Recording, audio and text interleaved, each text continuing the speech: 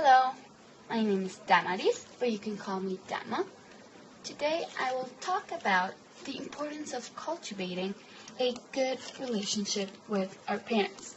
Now, more than 4,000 years ago, in the Old Testament, God gave Moses and his people the 10 Commandments, from which I will base today's video on the fourth, which is written on Exodus 20:12, which says, "Honor your father and your mother, so that you may live long in the land that the Lord your God is giving you."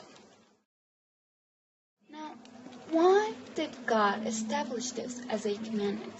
As Tim Keller says, a pastor as well as a theologist, it is respect for parents that is the basis for every other kind of respect and every other kind of authority. In other words, we have to honor our parents, not only to respect them, but as a way to directly respect God and any other person around us. Now, what does the word honor mean? Usually, the first thing that pops up into our minds is the word respect. But actually, if we go back to the word, to the etymology of the word, we find so many other meanings, such as excellence, victory, dignity, follow, triumph, splendor, distinction, glory, renown, welcome. It even has a commercial meaning. To honor our parents, as we saw previously, means more than just to respect them. So how should we respect our parents? One way is giving them a good reputation. To not talk about them is a good idea. Try to focus on every quality and talent they have.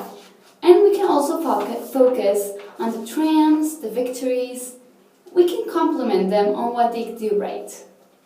2, we should follow them. We have to obey them in everything they say. And 3, we have to welcome them into our lives spiritually, emotionally, and all of the above. As I was doing my research, I found 4 main benefits about honoring our parents.